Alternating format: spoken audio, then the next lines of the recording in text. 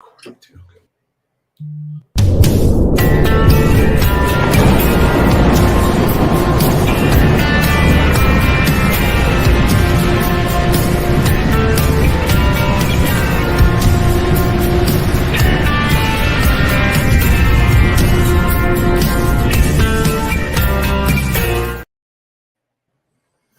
And welcome everyone to Cruising Kayfabe. I'm Mongo. I'm Emily. And today I'm super honored and very humble to bring aboard one of the best pages on social media that I've ever discovered. We always talk about wanting to build a great community. We figured it was Forbidden Door. Got to keep that theme of crossovers going. So we have the pleasure of having Gary Joe from Honor the Elite joining us today. So thank you so much for being on. Yeah, guys, very much appreciate you having me on board. And it's very fitting. It feels like this crossover show is a Forbidden Door, so to speak. And I like how, Josh, I like how you put that. So likewise, man, I'm very honored as well to be a part of this. The shout out that you did that, for me, when my dad, with my dad not doing well and everything, that meant a lot to me. And but yeah, this is definitely a treat for me. And again, I'm very humbled and very excited to talk about this pay-per-view. It's not Sunday, but it needs to be Sunday right now. So I know. I hate to wish away the weekend, but I always joke around this is the best birthday weekend because my birthday is next week, but I get Forbidden Door and I get Fight Forever literally dropping on my birthday. So I'm like, as an AEW fan, I'm over the moon right now. I'm like, yeah, I'm getting older, but I'm like, I got all this great wrestling coming my way. Who says it best? Josh and Emily, Cameron Grimes, to the moon. Yes. Exactly. I love Grimes, so. I do too. I almost kind of selfishly wish we could have gotten something with him, even as a battle royal one time. Just his personality shines through, and that's one thing I love about AEW and I love about these Forbidden Doors is you see people's personality shine. You see just their facial expressions. I mean, the other night when Jericho and Suzuki were doing the pose, and then he's making all the facial expressions, and it kills me. Like I love when they do that kind of stuff because it pops you as a fan. You're like, it's fun, it's entertaining. Yeah, I totally agree, dude. Totally agree. So the first match, and I'm super excited for it. It's Athena versus Billy Starks in the opening round of the Owen Hart Cup. I'm super torn because I love Athena. I love everything she's doing on Ring of Honor right now. But Billy Starks, I don't know, she's my girl. I see something in her. I just see her going so far, back going to the moon. So I guess we'll start with you since you're the guest of honor. We usually have the guests go first for their picks. Who do you think is going to win between Athena and Billy Starks in 0 hour? So, Josh, I do agree with you. Like, Athena's been on a tear, perhaps one of the best women heels in ROH/AEW at this current time. Are you willing to dial down her momentum a little bit, or are you officially going to make this happen with Billy Starks as her? I'm going to say it right now. As of Sunday, I see her being officially signed, where they're officially going to announce it. I think Starks is going to pull the upset here. One thing that I love about TK time and time again. I don't know if we're allowed profanity here, guys, but yes. I will dial it down. So, for respect for your podcast, Josh and Emily. So one thing that people just like to crap on AEW about, they're getting these WWE talents and all that stuff. But one thing that TK does so well, which I absolutely love him for, he really likes to build the future talent of tomorrow. So I think Billy is really going to pull that upset. And then Billy, yeah, she might lose in the second round because maybe Athena will cost her. And then Billy Starks' dream actually growing up is to be in Ring of Honor. So there you go. You can carry that on with Ring of Honor and with Athena and her. But I would love to see the upset. I am going to go with Billy Starks. Very nice. I know you're torn over this because you kind of fangirl out for both of them in great ways. So yeah, I mean, Athena, I'm a huge fan for creativity and just people really expressing themselves, especially when they use face paint. So Ember Moon turned into Athena. This is amazing. Everything she's done, turning herself around from such a not a bad run in WWE, but it just wasn't her. This is her. She's fierce. She's hard hitting. She's going for it. And as much as I love Athena, Starks is taking this and at least going to the second round, because this is someone they're trying to build up. Athena's already been built. So for Starks to come in and beat Athena would be hands down the best way to show that Starks has that it factor. In her gear. I love that. Going into this, I thought I was going to be a lone wolf here, but it seems like we're all picking Billie Starkz. So I'm going to say I'm on the Billie Starkz bandwagon as well. But I have a bold prediction. I think she's going all the way. I think she's winning the cup, because I think that. How do you establish someone? I'm going to throw it out there now. I don't. How do you establish someone quickly? You put a rocket ship right on her. I mean, she's already shown she can win titles and carry titles in indie promotions. She's got a lot of experience in her belt. That would be a shot in the arm that division could really use. And now with 2 shows, you have more time to showcase the women. You put her on Collision, make her one of the faces of Collision to help bring her up. She'd get raucous reactions. And I'm selfish because we're going to Collision. I want to see her wrestle in August. That's fair. Also, to go along with this, like for Billie Starkz to really take this and go with it, it would be the epitome of watching their young talent going. They have MJF as champion right now. They have Luchasaurus as TNT champion. Allegedly. What the? So I feel as though we could see more rising stars that weren't WWE brand. Not that it matters, because they're a wrestler, they're good, but I think it shows this young talent. They're the next thing in wrestling. You kind of have to forget about some of the older people and start looking at the younger talent. It's crazy to think about the AEW starting to get to that plateau where they now have this gap of the veterans going to the really young stars. I mean, now Darby's going to be more of a veteran coaching the younger stars, but I still think of him as a rising star. So it's cool to be in that place. But man, if I wasn't facing existential crisis right now, going into my 40s, I am even more now. And you know what, Josh, you made me think of something. When you're talking about Darby's going to be training perhaps the younger generation. I mean, to think Darby's only, 31, 32 years old. He's bringing in somebody next month. Nick Wayne, like the wrestling protege Nick Wayne, 18 years old. 18 years old. Billie Starkz, 18 years old. And I love what Emily said, because, again, this is what I love about Tony time and time again, is when you're pushing the stars of tomorrow, that's when in my opinion, you're a really good promoter, even if people don't like his booking for. But anyway, I don't want to get into that. No. So, but yeah, I see what you mean, man. I absolutely love it. It's super exciting. I mean, just the fact that we're getting that on the pre-show too, like that's a buy-in right there.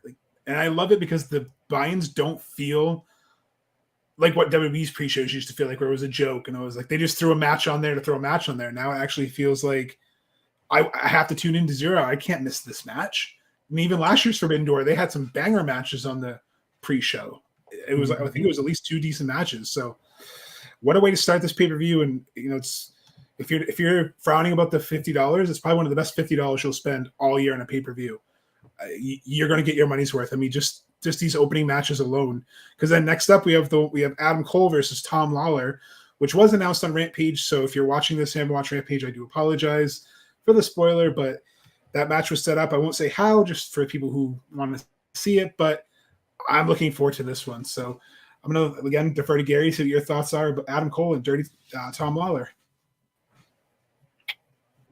Like when you're getting Tom Lawler, like against Adam Cole, this is going to be insane. A lot of hard hitting for sure, and a lot of kicking from Adam Cole. I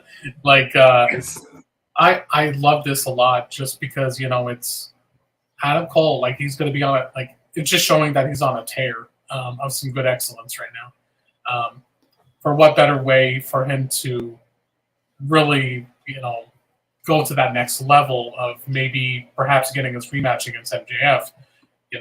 Sometimes, you need to prove that you really need to be in this position. And again, this is one thing I loved about Tony, what he did with Adam Cole not winning the title from MJF. soon. Oh, sorry, not winning the title, but him winning that match against MJF last week. It just like they don't want to rush Adam Cole into the title. So for him to really earn that spot, him having a match against Tom Lawler could be like one of the icings of the cake, in my opinion. I got Adam Cole in this for sure. I think it's a no-brainer. But Emily, you're gonna have fun with this match. I'm telling you. Like I'm sure Josh can tell you that Tom Lawler is a badass. So I'm excited for this match. So. You get to find out new people. That's your favorite thing to do, is find out about people you haven't seen before. That's why I was disappointed in myself. Yeah, I try not to, do the owl. I really do. Like, I will look up who you are because I think it's almost rude. When you come out and no one knows who you are, it's like, oh, that's sad. Oh, people will know, especially you got Toronto. That's the other thing. Not to cut your pick off, but real quick, that crowd is going to be raucous. So who's your official pick, Emmy, for Tom Lawler and Adam Cole, baby?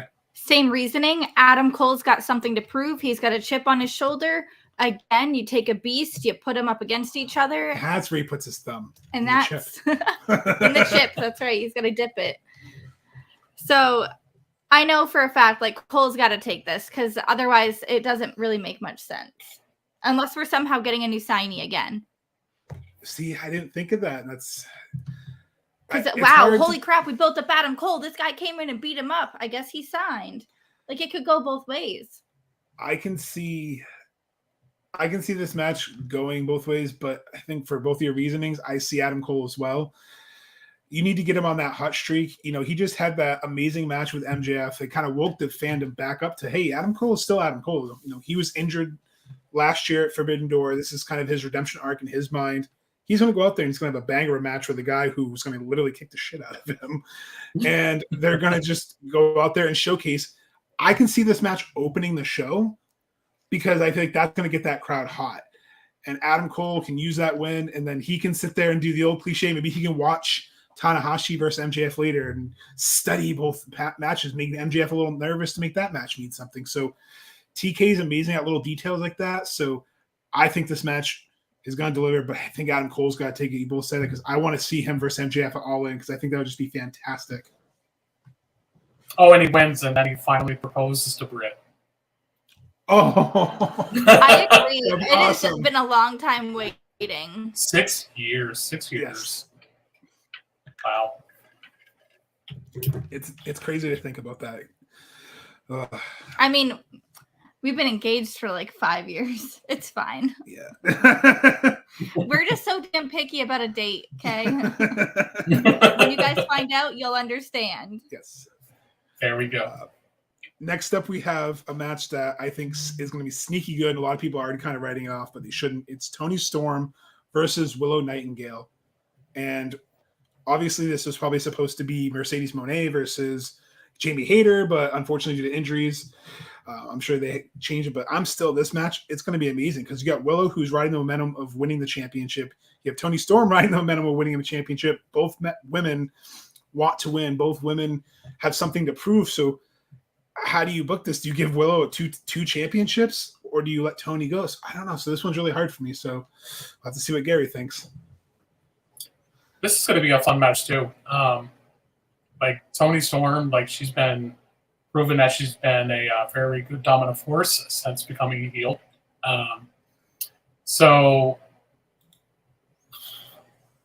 But then again, Willow is your New Japan Strong Champion. Like you don't want her to. I don't think it's going to make her look weak if she loses in some capacity because she is champion, just like the Storm. But I'm going to go with Toni Storm. But I mean, AEW's Bayley is going to lose, but it's going to be a good match, I think. So Willow Nightingale, she's just such a hidden gem. I love her. So, and I like Toni Storm. So I'm glad that it just sucks we didn't get some Stardom talent on here, but unfortunately, Stardom had a pay-per-view tomorrow, so it happens. Hopefully, that will happen in the near future.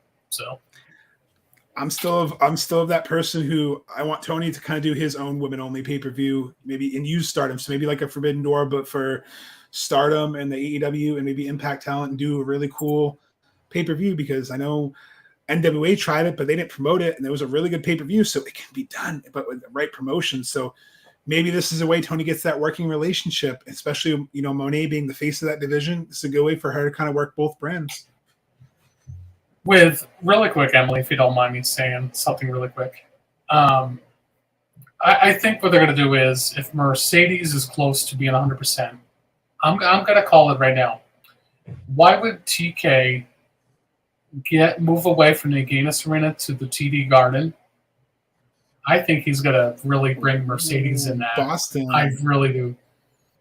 Yes. So, and that show is actually close to being sold out. See, that's going to crush. So we used to live in New England. We both grew up in New Hampshire, and we moved to North Carolina last year. So that was our home arena. So we saw the shows in the Agganis, and now it's in the Garden. It's like, oh, of course, So it's like, And do you know how many times the AEW has been to town?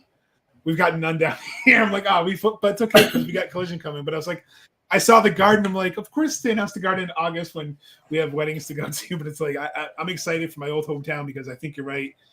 What better place to have her debut than Boston? And holy moly, that place would implode for Mercedes, because all the Sasha Banks fans who maybe would tune in just to see, is she going to show up? I think that would really help. So didn't mean to cut your prediction off. Who are you going for, Em? So I went with Tony. I think that Tony is like, it just makes sense at the moment for her to just go in and whip the division, kind of like Jade Cargill, but a smaller amount. So I see Tony keeping this title for a little while longer until maybe Britt or Jamie can take it back. But she is going to go through the division regardless. Like, it's very obvious that they're playing the division with the Outcasts. True. I have a hard time picking against Tony. Oh, sorry. Go ahead, Gary. I apologize. No, dude, I'm sorry. Actually, I felt like we interrupted each other. I think I do agree with Emily. I think they're going to extend this title with Tony for a while. Rhonda Phillips. Oh, I like Rhonda. She's a good friend and a good follower as well, with her husband as well. So, yeah, I firmly believe that she's like Toni Storm's going to be on a tear for these next maybe a month and a half or so. Jamie Hayter's going to come back for that title. And then I think we're going to see Saraya, Toni Storm, Jamie Hayter, women's title all in. Like, how perfect would it be? Because, especially for Jamie and Saraya to go into that UK crowd. So, but we shall see. And I do agree with Jamal. Yeah, Jamal says Jamie is going to want that title back at All In. Just think about that pop. I am, and that's why I got to go with Tony as well, because what you just said, I feel like we share a wavelength, because I've been telling Emily all this stuff. Like, these are some of my theories I think of, like, this is where I would go with it. And that would be a perfect way for both Hayter and Saraya to get that pop, but it would be the best of everything because you have all that energy. You have all four women. Oh, that would tear the house down. All In could probably be their version of like a WrestleMania type event, because it can just have massive matches. And this is definitely going to plant seeds. Forbidden Door is definitely going to plant seeds. I love it because there's going to be some New Japan involvement too, especially being in London. So, I was hoping for more women from the New Japan matches. We saw Emi Sakura live. I really wish that we had seen more of like New Japan style coming into Forbidden Door. I understand maybe they couldn't because of Stardom, but I feel like the women, it's still AEW women at the end of the day. We'll see. You never know. Next matchup that I'm looking forward to it, because in my opinion, he had the match of the year last year. We have Orange Cassidy defending his title against Zack Sabre Jr., Shibata, and Daniel Garcia. So a four-way for the International Championship for his 25th title defense, which I don't think a lot of people put enough respect on him yet, that this man who had sloth style, who was made fun of, has risen up to basically make his version of the Intercontinental title, the workhorse title. And he's killing it day in and day out. And he's playing the I'm tired, I'm injured. Then you got Daniel Garcia, who we absolutely love because he wrestled up in the Northeast where we watched. You have Shibata, and you're just going to have complete chaos because everyone in there has a stake, Zack Sabre Jr. at this title. And there's 3 champions in this match, so it's going to be amazing. And I think this is going to be my match of the night because last year he tore the house down. I think he is again. Whatever. Yeah, man. I will say this is, if this is not going to be a perhaps match of the year candidate, I mean, I can call it right now. It's going to be a match of the year candidate because those names, you got the Technician Garcia, you got Orange Cassidy, hands down one of the best champions in AEW in quite some time. You have Shibata, your ROH pure champion, that is just smash mouth. I'm gonna kick your ass. Like, it's just so good. And then of course we have like Sabre Jr. is just as a great technician as well. So we got 3 technicians and a guy that thinks outside the box of Orange Cassidy. And I think Orange is going to hold that to his advantage still. Because, honestly, guys, I don't care if he stays champion until 2024. Like, I love this title reign of Orange Cassidy. I don't mean to compare apples to oranges here, but knowing Orange Cassidy, if he wins Sunday, which I expect him to, he will have a that would be the 25th title defense, more title defenses than I read, almost more than Roman Reigns' world title defense or WWE Championship title run that he's had in the last 3 years. And Orange has only been doing this for not even a full year yet. And, man, I love the guy. I mean, I met him back in New York in 2021. And, and I remember thinking to myself, dude, he's gonna spark that company really, really well. And yeah, this is such a reign of excellence with Orange. But sorry, I don't mean to go into far-fetched detail for what I think, but oh, no, that's what we love. I'm such a loquacious person anyway that it's kind of nice because people are probably sick of hearing my voice, so I'm not complaining either way. I completely agree. I think it's got to be Orange for number 25. I heard that same stat, like you said. It's got to be that stamp, and he's going to keep going. And I already see plans for Zack Sabre Jr. versus Danielson and All In. So I don't think he needs it because he's already got the TV title for New Japan. But this match could have happened, but they gave us Okada. So I'm like, they're saving Zack Sabre Jr. versus Danielson in London because it's going to be more meaningful to that crowd because that's their Bryan Danielson of their generation right now. So Shibata's already got the pure title, Ring of Honor title, so I don't think he needs a second title. So it comes down to Garcia. I could see Garcia taking it for a shock moment, but then I don't see where he goes with it. So it's got to be Orange, but I could see Garcia stealing this. Maybe. Never say never. Right. Plus, with how Tony is, just when you think you know his storyline, he really does swerve. I know people use that word in jest a lot, but I haven't been as swerved as much in wrestling as I have been with AEW. There's been legitimate times where I'm like Malachi Black's debut to this date will always be, I did not see that coming. That was amazing. Kick out of nowhere. Damn, holy shit. It's Malachi Black. Yes. Yeah. I love that Sean Ross Sapp on Twitter was like, hey, look, I debuted in AEW because this logo looks like SRS. That popped me. When I saw that, I'm like, hey, it's Sean Ross Sapp. I also think Orange is taking this. There's not another way. Like, there's just not another way that this could go. Orange, I just don't want this to end. I love everything that he does. His sloth style really transformed. It's everything to me. You've got comedic, you've got talent. What isn't there to like about Orange Cassidy? I mean, one of my friends dresses up as him all the time. I fucking love it, Jamal. Shout out Jamal in the comments. He's one of the original cosplayers that we met that did Orange Cassidy. He's a cruiser too as well. So the best Orange Cassidy. You'll get to meet him on the cruise this year. As for those who didn't know, Gary Joe is going to be joining the Cruise family this year, coming on 5 Alive. So all the Ragers in the comments, definitely shout him out because he runs on the Elite. He's coming on the Cruise with us. I see some Ragers in the comments, so super excited too to kind of cheap plug that we're halfway there to that cruise. So I can't wait, and I can't wait to hear his experiences and stories because you're gonna love it. Like yes. There's no other like it's everything and then some. Whatever you could imagine happening, it's 10 times better. You're gonna be eating lunch with a wrestler like 10 feet away from you. That's the best part. You get 4 nights of music and 4 nights of wrestling. So I mean, but it's just things that you don't anticipate. Like you just don't anticipate having to tell MJF where the silverware is.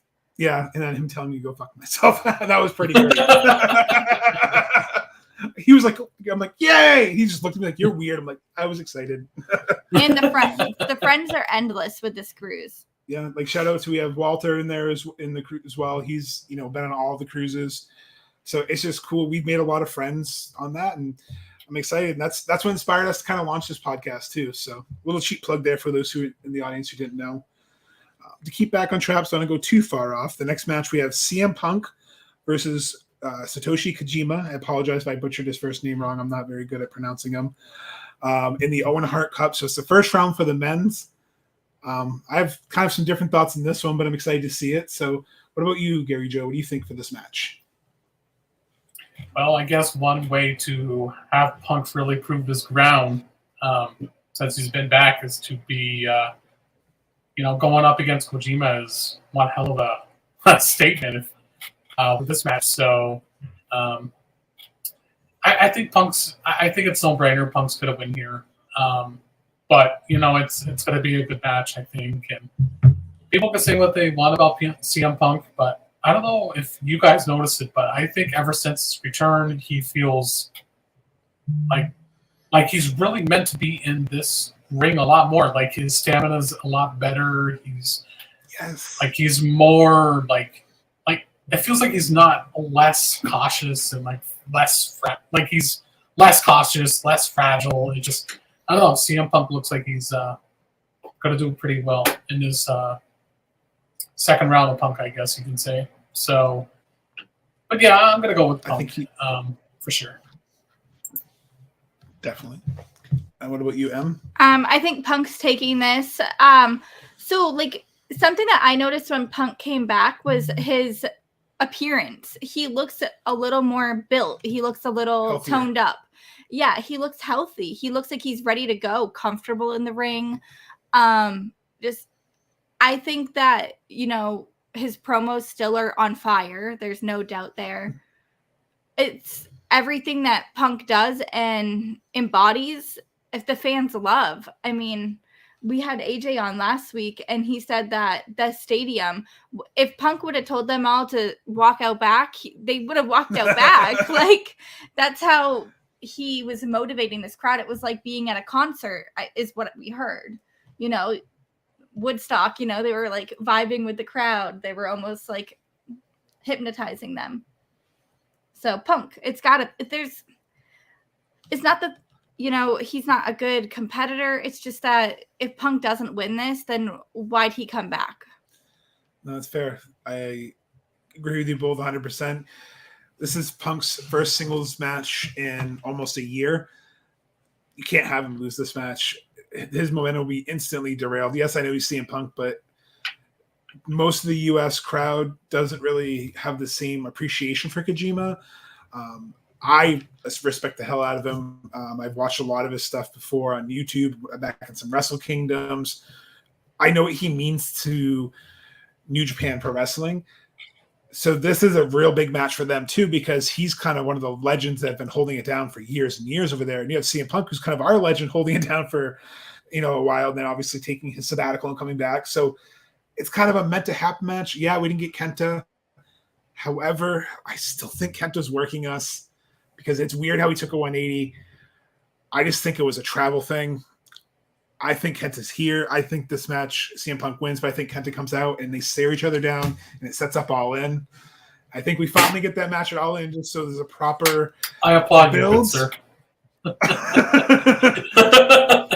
because I can't see what All In, and then I see All Out being his next path, but I feel like he needs these two big matches to really show he's the face of Collision. And if he goes against Kenta, the build alone would be incredible, and the matches he could have. So that's why I'm choosing Monk. But my wild tinfoil hat theory is I think Kenta comes to. I think it's all a work because Kenta went from making fun of him, saying "give me the bag" to CM Punk literally carrying a bag to the ring. I was like, I don't know, it's maybe a little too symbolic for me. Maybe I read too much Dan Brown, but I see the Easter eggs and little details sometimes. Or I just get my hopes up because I wild fantasy book. I see what you mean, Josh, because when Punk made his debut, again, I'm like you, man. I pay attention to detail, every little piece of detail this company loves. Maybe because this is why I like to do what I do on Honor of the Elite. So, but when Punk made his debut, on both of his shoes, one said AC, and then the other one said DB, Daniel Bryan, and Adam Cole. And look what happened shortly after. We saw the debut of Adam Cole and Bryan Danielson. Like, now the bag thing, yeah. I mean, I'm with you, man. Like that would be epic. I did not think of that until you said it, to be honest with you. So good for you, man. And call Tony, give him a good booking idea like that, because that would be perfect. But I will say with both tournaments, I think we can maybe be in agreement, all three of us. Whoever, if this was Tony's booking these people in these matches for every single match of this tournament, makes so much sense. Every matchup makes a lot of sense. And I love it because best example I can give is, Nyla Rose going up against Willow Nightingale. Pound for pound, that's what we want when we see opponents for Nyla Rose. I love Nyla, by the way. And then we get, we just get so much great booking for these matches. I'm excited for it, man. I can't wait. This next one, though, is just going to be pure carnage. It's a match that I've been looking forward to since they just announced it this week, but it's exciting. We have BCC and Takeshita and Umino versus the Hung Bucks, Eddie Kingston, and Ishii. I think it's really cool that Ishii's kind of joining Eddie Kingston, and Eddie Kingston and Ishii are teaming up with essentially the Elite. Didn't ever think I'd see them team up my entire life. So, and I love that how Eddie's selling it. Like, I guess I got to team up, but I'm bringing my buddy Ishii. I'm excited for it because this match is just. We talked about hard hitting with Tom Lawler. This match is just going to be pound for pound. They're going to beat the crap out of each other too. Who's taking Ishii? Ishii's on the side of Eddie Kingston. No, like. Oh, who's taking the chops? Ooh, Moxley. Probably Wheeler. Poor Wheeler that takes the brunt of everything. Not Wheeler. I love Wheeler. Well, Yuda's actually been taking the pinfalls when BCC would win. So, oh man, this one is really, really, really hard for me to pick. BCC, man, this faction, I love BCC right now. Probably one of the best factions in all of wrestling right now. Not saying that because of my love for AEW, but it's true, in my opinion. But the Elite with Ishii and Eddie Kingston, that's a treat itself. I'm going to go with Jamal. I think BCC is going to win here because I think if, Kenny was perhaps in this match, and then not trying to take away from Ishii or Eddie Kingston because I love them both too, but I think for BCC to continue to be dominant, have them win, I think perhaps Takashka will cost maybe the Elite Kingston and Ishii as well to get more of that heat for Takashka. So this is going to be a damn good match. And I would love to see a curveball from Tony. And that would be, okay, guys, 5-on-5 and a blood and guts. Like, that would be such a cool curveball if TK were to do that. Imagine. I don't think it's going to happen, but that would be cool. It would be a good surprise for everybody in attendance. So I think we get since Blood and Guts usually happens late September. maybe after All Out, maybe after all those storylines, the blow off, maybe we finally get, that's when we get CMFTR versus the Elite in Blood and Guts. So that, because that could be, I mean, again, but, or do you have that pay-per-view? So there's a lot of ways to do that, but this match definitely can change storylines either way. So I'm going to let you make the hard decision first, because I know you've been him and Han this one too. You've kind of gone back and forth. I have, but I think there's going to be so much turmoil with Eddie that it's not going to be able to like flow correctly. Like they need to take a win. So I think BCC can take the win because of the turmoil that's going to happen with the Hung Bucks. So it's hard because this match can change my main event prediction with Brian. This has been a feud where there's been a lot of 50-50 splits because you kind of have to do that in a good feud. But I also feel like you can't have Eddie lose his return match. Like he just essentially came back from his hernia, and he's going to run it back with Claudio. So this is a great way to keep that going. I see the Hung Bucks and the Elite winning just because, like you said, you just usually spin, but they have Umino on that side who could take the pin too. So it doesn't really hurt anyone in the BCC. Like, oh, it wasn't our fault we lost, but it keeps, like you said, that potential blood feud to keep going. Just because, to me, if the BCC win, it changes my prediction on the main event, which I'll say for later. But I think it's got to be the Hung Bucks and the Elite. I think that's the first one we've been different on tonight, Gary Joe. All right, good. Hey, that's not a bad thing. That's the great thing about AEW is we both could be wrong and they could go complete different curveball storyline. It's great to watch. That's what makes wrestling great again for me when it comes to that. You get to expect the unexpected. But speaking of unexpected, the next match, we don't even know the opponent yet because obviously everyone's watching this live, and as of the recording on this podcast, we haven't had Collision yet, but we have Darby, Sting, a mystery opponent, versus the Suzuki, which is Minoru Suzuki, Jericho, and Sammy Guevara. If I guess I'm going to put you on the spot, who do you think the mystery person is, and who do you think wins this match?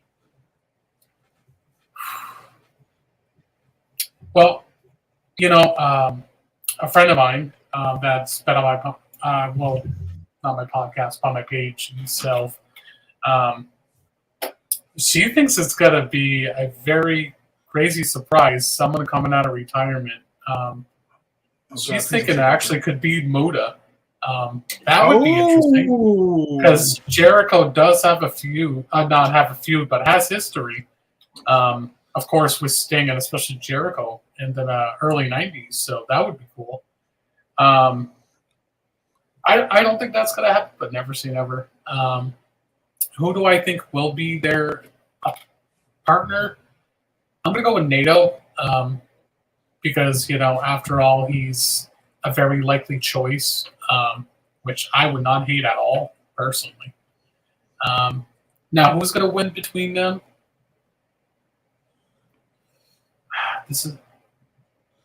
I think Sting and Darby and the mystery partner will win.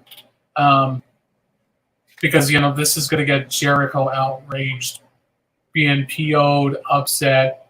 Then he's going to challenge Sting at All In for that retirement match. So I'm excited for this, Josh. I don't know about you, man. Like, just no, Darby is always a treat. Sting is always a treat on my television screen.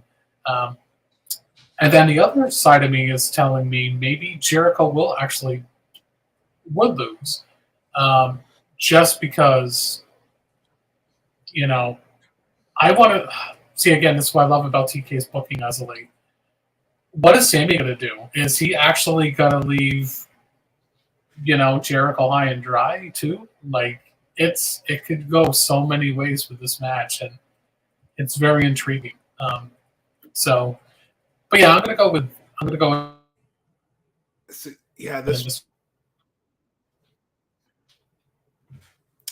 This one, like you said, is very difficult to predict because we don't know who the mystery person is. And once the mystery person is known, it'd make the pick a little bit easier. But I agree it's going to be NATO. And I think that the person who's going to win, it really depends. But I think Jericho's team loses. I'm sorry, Walter. I think Team Sting wins because it does set up Jericho versus Sting and All In. I'd love to be Muta if it's Muta. I definitely can't see them losing, especially for the surprise reaction. But I know Emily agrees too. We both think that Team Sting wins, Team Darby wins because it's got to set a feud. I think you're right. I think Sammy turns, and finally just like I'm enough. Like his facial expressions in the match this week, like okay, like he's playing it well. They're finally turning him face. They've gotten him to where he needs to be. And I don't think I'm going to say it out here, and I've said it before, Sammy didn't deserve the hate. I think it was way overblown. It was like Nickelback hate. I never understood it. He's one of the nicest people on this planet. Yes, sir. And he's phenomenal in the ring. Yeah, I love he's Sammy, man. I'm being biased. Yeah. Meeting him a couple times was a treat. So. Oh, it is. And he's grown. You can tell in the ring, he's grown. He's not like he was, in the first, Double or Nothing. He comes in with a panda head. He's this young kid who's trained by Booker T. Everyone knows me. Now I'm just crazy. I'm going to do what I need to do to win. Like I like that he's kind of adopted the Jeff Hardy style, the Darby style, the unpredictability. So you have Darby and you have Sammy going in this match. It's going to be tear the house down. But yeah, I think it's Naito too because I can't see anyone else. I'd love for it to be Muta because that would just be intense. The next one too is one that I'm looking forward to. Second year in a row, this man gets a title shot too. We have Tanahashi versus MJF. So Tanahashi, Ace, he's getting his title shot against MJF. MJF finally got tricked into Adam Cole in a great segment to accepting this match. So what are your thoughts on this? Another good match that I'm expecting for sure. Man, this is again good stuff here because this is what I want to see out of MJF. Like I want to see him wrestle more. Actually, prove your ground to prove everybody that you're just not a talker. You need to go out there to face the best, and Tanahashi is hands down one of the best in New Japan. I do agree with Walter, of course, and I do agree with Jamal. Can't think of their Jamal. Thank you. So I do agree with those gentlemen. But yeah, this is going to be a great match for sure. One of my highly anticipated matches of the night, actually, because I love the Ace, man. Like he's awesome. So yeah, this match is going to be so fun too because MJF really has that niche of getting the best out of people now. I think a big criticism of MJF when he first started was he wrestles slow, doesn't really wrestle meaningful. And I never understood that criticism because he's probably one of the best in-ring workers that nobody's talking about for his in-ring style. Everyone just talks about, he doesn't wrestle. But when MJF wrestles, he's fantastic. He is a technician in that ring. I love that his vocalization has gone up. Like one of my favorite things is this Four Pillars match when he was like, "Oh shit," or he was like, every time a move happens, like I just love his vocalization. He makes you want to hate him. I mean, Jamal, it's Jamal's second favorite wrestler right there, as we can see. And great heel, like Emily was saying on the cruise, was in character 24/7. Funniest thing I saw was he went up to someone and they had the North American title and he wanted to sign it. He took the North American title, walked into the trash can, dropped it in the trash can, and walked back to his seat. And the guy with the belt's like, "Oh, okay." So I think he's going to do everything to be the over-the-top heel for this. I think he's going to cheat to win so it doesn't really hurt Tanahashi. I think MJF has to retain. It doesn't make sense for him to lose it. Tanahashi has to be meaningful. Someone's got to take that strap off MJF. Unfortunately, it can't be Tanahashi. I think it's got to be someone he's feuding with, or it makes sense, because otherwise it would just cheapen his title run. And I don't think Tony wants to do that with his contract potentially coming up. So, agreed. Well said, man. Especially at the end. And then next up, too, we have a match that I was kind of shocked when they first booked, but now that I've been reading it and seeing him on Twitter, we have Sonata versus Jack Perry for the IWGP World Heavyweight Championship. Sonata basically just called him worthless and a nothing, and with his potential heel turn and Hook being in his corner and him looking at the FTW title when he said, "I want gold," he looks right at his title. Him seeing Luchasaurus win the title might just break him, make him heel.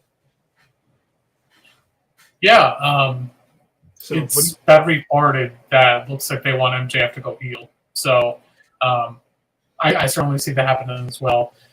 I'm not the biggest fan of Sonata, but I think it should be a decent match for what it will be. I'm going to go with Sonata here, and I think that's one thing that I love about TK's booking when it comes to this pay-per-view. It's not all about the AEW people winning. It's making it fair, 50-50 down the middle. That's what makes a partnership very healthy and steady. So it should be okay for what it will be. But yeah, I love Jack Perry. But yeah, Sonata for me, man.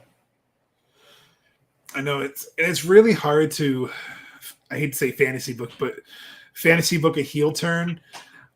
But with Jack Perry, he's been planting the seeds of his heel turn, like you said. He's been really trying to grow. He's trying to shed that Jungle Boy. We talked about small details earlier. A lot of commentators are just calling him Jack Perry. No, they're not really enunciating the Jungle Boy. I think like they're trying to drop it. What better way to drop it than have him go full heel and just be Jack Perry and him just come out like Christian with all black leather, like I did everything and you people didn't care and no one cared and everyone wins gold. He could be bitter, and that's so. I see him taking the loss here and being upset and turning on Hook, and he's going to start his program with Hook because that look, man, like you know what I'm talking about. He looked at that belt when he was like, "I want the gold," and you're like, "Oh, he's turning on Hook," you know. So I think Sonata wins just because it doesn't make sense for Jack Perry to win. I think it's going to be a fantastic match either way. And I think people will be going to be shocked. Again, like you, I'm not really the biggest fan of Sonata, but I love Jungle Boy, and he's really good in the ring. So I think they'll bring the best out of each other. So for Emily, she has had to step out. She's back. So we didn't get your MJF prediction. I did say Darby Sting for you because I knew you were going for Darby Sting. Who do you think the surprise was? I have zero clue, but he said Great Muta. Yeah, Great Muta. That was a great call. I sat there thinking while I stepped out, and I was like, I don't know who they could bring out aside from Great Muta, because didn't they do one of his last matches? Yes, the retirement match. Yep. So I feel like it really sets it up for him to be the one that comes out. However, are we going with someone else that's younger? We both thought Naito. So there's also another person that we know is debuting this coming month, and we've already talked about him. Oh, Nick Wayne. Do we think Nick Wayne could possibly be that third person? Or is he like, I think does he fit the bill with this? I don't know if I see that yet. I would dig it for sure, but the theme is New Japan and AEW, so I don't think so. Because Nick Wayne is going to debut his in-ring debut for AEW on a special AEW Dynamite in Canada next month. So I think July 12th. So I don't think it's going to be Nick Wayne, but hey, if Emily's right, Josh, we're going to bow down to your fiance over here because that's awesome. Listen, I cried Chris Statlander until it came true. And then I was assuming you're going MJF retaining his title too. Yeah, because I don't see MJF losing it anytime soon, correct, unless it's like a big story arc. Because when MJF has a storyline, it's 5 wrestlers go against his opponent, and then it's him. He does like an Odyssey. You mean like the 5 trials? Yeah, he does. The 5 trials of MJF. It's notorious. Trials. I don't know. I guess there you go. Yeah, he's notorious for that. Did you say the Hunger Games? No. Oh, that's a good one. And then we both think Sonata's, obviously winning, and Jack Perry's finally getting his heel turn. So that's kind of when you came back in. So what do you think about Jack Perry potentially turning heel, or what are your thoughts on the match? So I think Sonata as well. I did look up some of his New Japan style, and I think it's really awesome that we get to see him, collide with AEW. And I think that this is just the start of something for Sonata to come through every once in a while. Like we see Ospreay, he comes through every once in a while. Just like build a relationship. Yeah, like I'm not saying I want to see him weekly, but if he was to appear once or twice a year, it wouldn't be the worst thing. Also, Jungle Boy, this whole thing, like, it's really difficult to look at Jungle Boy without Luchasaurus because that's where he started from. So it's hard to like get away from this and see him as a singles competitor. And I feel guilty for that because he is worth the singles run. I just enjoyed him in a tag team because he didn't have to take every move. And he is very good with tag team wrestling. He's able to really like build off of his opponent and his partner. So I kind of miss him in tag action, like a real tag team, not the put-togethers. Well said. Well said. Sorry, that was a rant. Sorry. No, you're fine. You're fine. And the next up is the match that I didn't know I needed until I saw it, is Bryan Danielson versus Okada. The Rainmaker versus the Dragon.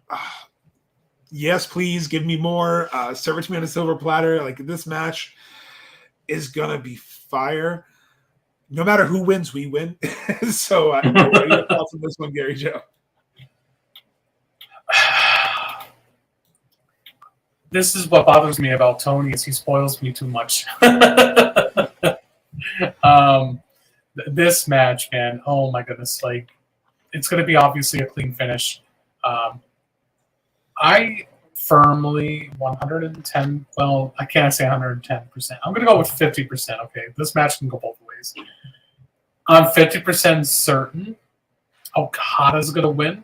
I only say that because this is I don't know about anybody else, but this is actually a dream match for me.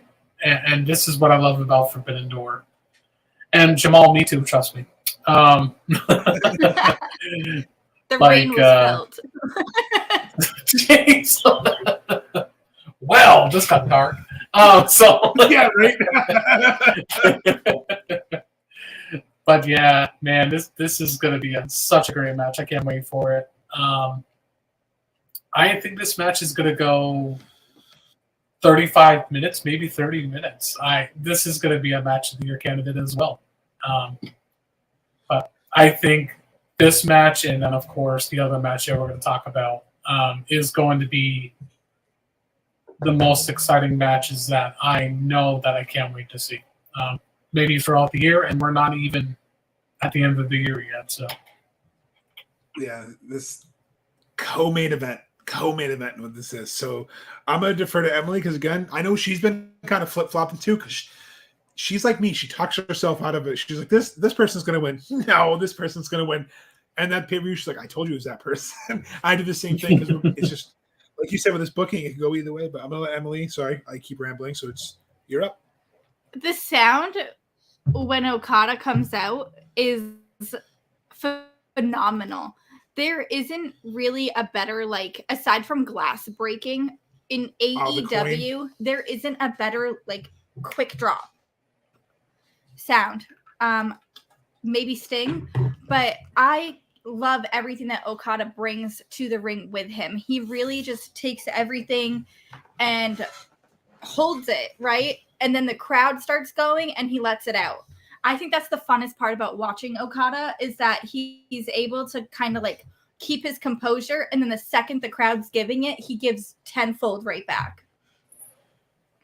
So I think Okada's taking this. As much as I love Bryan, he can do this. I think that it would be really cool to see Okada come through and just tear it down.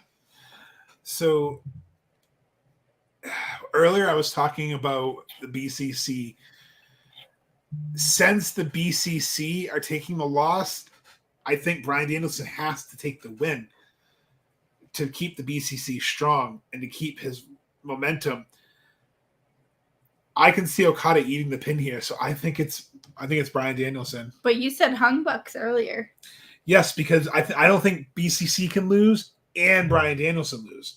If BCC wins, I can see Okada winning, because I just can't see, because Okada's kind of not part of the elite, but he's friends with the elite, so I almost feel like it's that energy. I'm weird. I overthink these things, I know, but that's just what I feel. I think it's Bryan Danielson unless the BCC wins, but it's my official pick is Bryan Danielson. And match of the year, all the stars. It's not the Tokyo Dome, it's in Toronto, but all the stars from everyone. I think, again, like you said, match of the year. This whole pay-per-view could be pay-per-view of the year candidate already. Just, I didn't think they could one up last year, but holy crap, they did. And the best match hasn't even been covered yet. Oh, it's fangirl time. I can't. This match right here, I'm a huge Kenny Omega mark. So Kenny Omega versus Will Ospreay. I fell in love with Kenny Omega back in the day. Started watching all his matches. Going to see him live in 2017 versus Cody Rhodes was probably one of the best moments of my life. So everyone knows my fandom. But then Ospreay was on the third Jericho cruise. I got to hang out with Will friggin' Ospreay. I got to sing karaoke with him. I was already a fan of him, so I feel like I kind of more bonded with him. If you guys bug us enough, I will put the belly flop video up that please got no, Mongo please, the picture. No, please, no. I'll put it on. Just bug us, Oh, okay? My Will Ospreay wife chant. That's right. I got Will Ospreay to chant for me. There you go. There should be a stipulation. You guys get 100 new subs within a month, and then you can share the video. There you go. All right, Josh. if we get 100 followers or to do that, or we get, I'll say, 10 5-star reviews on Apple Podcasts, Emily can post the belly flop video. There we go. So you heard it here, guys.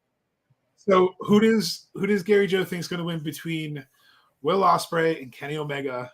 The second match after already having the match of the year.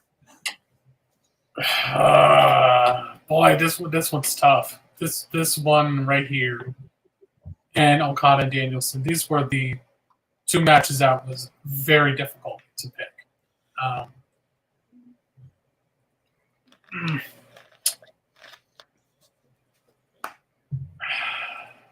I think I'm gonna go with Ospreay. Which I think what they're doing here is, I mean, it's been speculated. Don Callis wants to get his own faction, and I think we're gonna see that with Takashka and Will Ospreay and maybe Aussie Open. So I'm gonna say Ospreay because of that reason alone. I think it got teased on Wednesday too with Don Callis. I hope it's a clean finish. Oh yes, with the security, that's right. I hate Don Callis though. He's the only bad part about this. And I just thought about this too. Like, it's gonna be in Kenny's home country too. Like, oh my gosh, like the heat Ospreay would get. Oh my gosh, like I thought Takashka and Callis was bad in San Diego. Go ahead, guys. Well, that's just it. Like, didn't Kenny and Will have a match for New Japan? So they had a match in Tokyo. So that match right there, Ospreay had his ass handed to him. And I think that that's why now we're going to flip and reverse this, and Kenny Omega is going to lose in Canada because Ospreay basically lost in his well-known territory. You're going to have Omega come in and lose in his hometown territory. And I think that it's incredibly fitting because, again, Ospreay had his ass handed to him. That door, I cannot get that image out of my head. I thought Jack Nicholson had the best door scene I've ever seen. No, it is in my brain. I love that you just pulled a Shining reference out in 2023. I just want to point that out. So, yeah, like every time I no longer think of Jack Nicholson, I just think of the table being completely shattered and their face being in there. I had a meeting with executive vice presidents the next morning for my job. I had to get up at 4 a.m. to watch Will Ospreay versus Kenny Omega 1. And I would do it again and again and again because that match was so good. It was worth the lack of sleep and having to go on those awkward Teams calls. So I stayed up, watched that match, and I thought, there's no way this can get any better. And then they announced the tournament for the IWGP US title. And Ospreay was in it. And I remember, I think I annoyed Emily. I was like, there it is. And she's like, what? I was like, he's in the tournament. He's going to Forbidden Door. And that's why she talked fangirl moment, because it was me that was fangirling. Everyone thought it was going to be Emily, but secretly it was me. But this is like your two favorite wrestlers going head to head. This is when I had to pick between Saraya and Britt, and I was like, but they're both my but girls. I think Gary Joe nailed it on the head. That sneaky slime bag Don Callis Ugh. cost Kenny the win in Toronto because, again, Kenny got the upper hand in Tokyo, whereas it's been Will's metaphorical home. Okay, it's not his home, but he called it his home away from home. Kenny already got the better of him, like you said. Now they're going to get it. Now Will's going to get him in Kenny's world. He got, I got it back, and it's going to set the rubber match for All In, where Will's going to win again in his world because it's the best of three. This is the best of three. Kenny knows that he's not going to go at the same level Will's going to go right now, so he's going to give him the rub in London. So Will can always say, yeah, Kenny may have beat me in my home away from home, but I beat him in his home. I beat him in my home. I am the best. So it's got to be Will Ospreay here by shenanigans, but it sets up because I'm ready because, again, my two favorite wrestlers and the fact that he came on the Jericho Cruise, gave me hope for AEW, and it's like, ooh, this match could happen with Kenny. You know, he hasn't been back to Japan, and then it happened. So it's like it's finally coming full circle. And like you said, Tony Khan gives us all these great gifts. So in honor of Jamal, as a chant that was started on the Jericho Cruise, we have sex on the beach. Because pretty much that's Will. That was the cruise. And again, this is why you're love the cruise, because you have these little fun moments and memories. And you know what? You're going to change your mind on some of these wrestlers, Gary Joe. You might see this wrestler you saw in Dark once or twice. Like, they're good. You start bonding with them on the cruise. You're like, okay, I'm rooting for them now because they're a kick-ass person. But not to AEW's locker room, like you were talking about Nyla earlier. I felt more in love with Nyla's personality on the cruises because, one, she roasts the fuck out of Serpentico in real life. It's even more hilarious than Twitter. To see it in person, it's hilarious. They were walking down the hallway, and he was next to her, and she goes, "You look better with your mask on. Everybody's going to laugh at you." As they're walking down the hallway, and I'm like, that's so savage. One thing I loved about Nyla when I ran in... I'm sorry, Emily, what were you saying? I felt like I cut you off. My bad. Oh, it's so hard. There's a little bit of a time difference. So Nyla is a really, really big part of heels. And I think that it's awesome that we have somebody that can relate to so many of the heels women with everything she's gone through with her wrestling career. I just find it so fun. She's in there, and I miss Vicky being in them as well. The two of them would kind of like, there was one night I think Britt was in, and they were going back and forth in the chat. It's just very comical, the side that Nyla brings to heels. That's you get awesome. to see her fun side. Not everybody sees her fun side, and that's a miss. They need to bring her back as a face and let her go with that TNT championship she stole, TBS. I mean, like, when she stole that, everybody was loving it. Absolutely. That Jade Cargill run was great. To round off Forbidden Door, the very last thing we do you have any bold predictions? We usually do one last everyone's bold prediction, even if it's so out of left field. Do you have any bold predictions for the show, or any like surprise appearances? No, I think we talked about one with the possibility of Muda, if not him. I don't want it, but you never know. It's in the same match. TK kind of teased something again today. Oh, please don't say Goldberg. We might. I something tells me, yeah, it could be him. I really hope not Goldberg, but please no. I don't see Darby being the one to announce Goldberg. No, I don't either. But no. No, I don't want that either. If anything, I think everybody can agree with cruising with kayfabe and honor the elite. That, this is becoming one of my favorite pay-per-views of the year. The injury bug unfortunately happened with AEW really bad last year, but this year, like every single match is just, we're all in for a treat. And again, I don't like Tony spoiling me, but this is what he does. I don't like him for it. But yeah, I'm excited for it. Plain and simple. But yeah, no surprises, man. But never know with Tony. He always does one. So absolutely.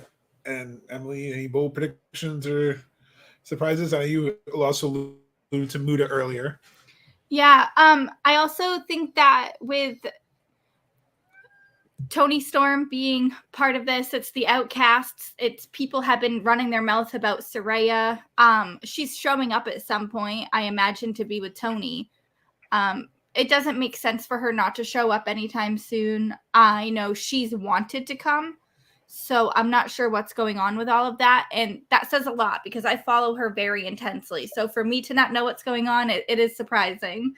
I just hope to see her back on TV soon, her amazing jackets. And I'm ready for this gear, guys. Like, this is when they pull out all the stops for this gear. I am so excited. Will Ospreay's gear, Billy Stark's gear, like Willow, she always has a fun, bright color. I'm ready. It's exciting. No, I agree. I'm ready for All In, All Out. I'm ready for this pay-per-view. Couldn't agree with you more, Gary Joe. This pay-per-view is going to be one of the ones I look forward to every year. Not only because it's my birthday weekend, but because it's always a fire pay-per-view. And this year, they are fully healthy. Knock on wood, they stay healthy and safe. I don't know a bad match on this card. My bold prediction was Kenta. I have heard about Oldberg too as well, but I really hope that's not a thing. I think Muda and Kenta will be my bold predictions too. I didn't even think of that, but I think it's just gonna be a solid pay-per-view.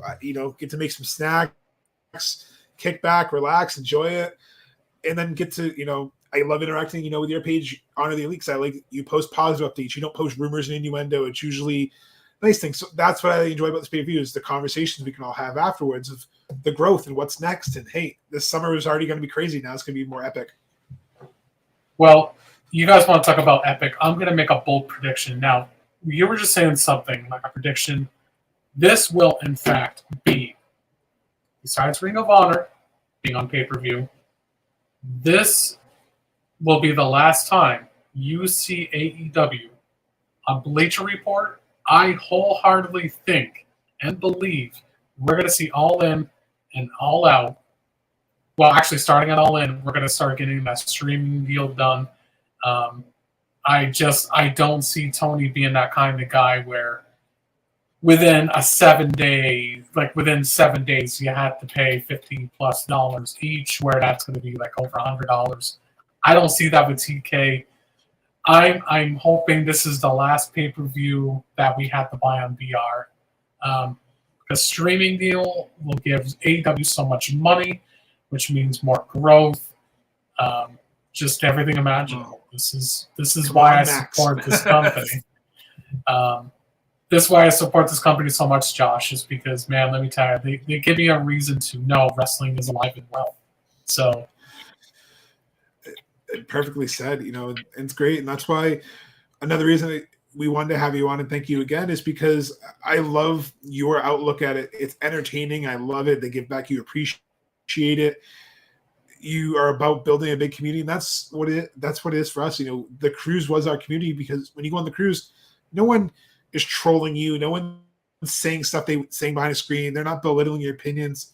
We met some cruisers who like certain wrestlers that I'm not really a fan of, but you didn't care. You're just like, yeah, but how about the Fozzy set? Or, oh, hey, where are you going today? How are we going to check this out? It becomes a community, it becomes a family. I mean, we look forward to running into Jamal every year because we met him on the cruise. And I love that you're already building that online because it's great to have this space online. We can still keep up with your friends, keep up people who love the product and not feel like you're going to get belittled. So I'm going to say, anyone who hasn't checked out On Elite, check it out because he does make his best to make sure there aren't trolls and people just bashing people or bullying because it's not tolerated. The same with our page, and I love that. And I want to say no one appreciates you enough for that. I can't imagine how hard work it is, but I appreciate you for that, Gary Joe. Well, Josh, I very much appreciate it as well, man. Knowing that I'm an inspiration to kids now, apparently. Apparently, I'm a role model to a kid that this dude emailed me saying, hey, my son was bringing school.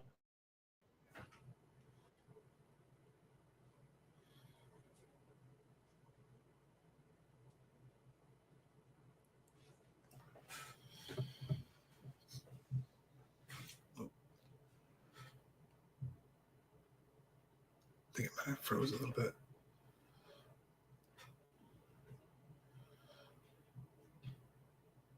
I don't know what to do. All right. I think.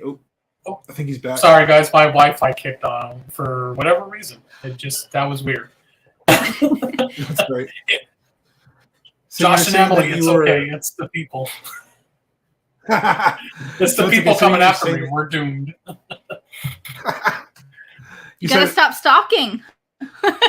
So you said that someone said that you were a role model. So you were saying that you were a role model, and you were kind of telling that story. Yeah. So somebody emailed me a couple of weeks ago, and his son, I guess he had to do like this special presentation project about his likes and stuff. Well, apparently his son, I can't think of his name, Oliver, I think his name was. I'm going to share this, by the way, Josh, on my page so that way you can watch it. So anyway, this kid was like telling his class that I am one of his role models. Like, knowing I'm doing that to a kid, man, I think that is so cool.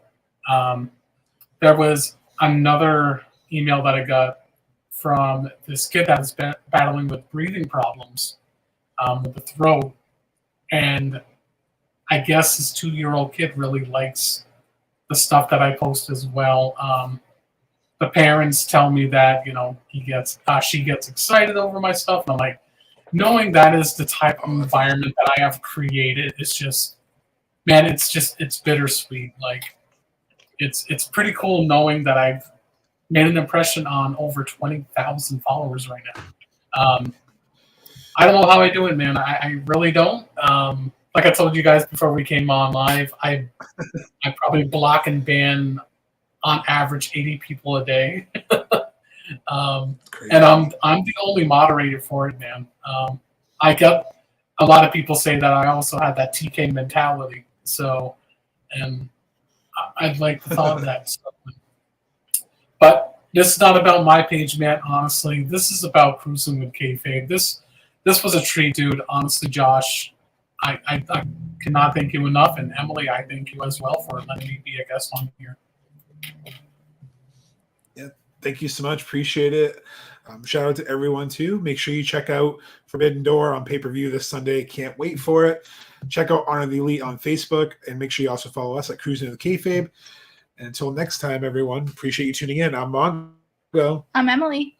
And this has been Cruising with Kayfabe.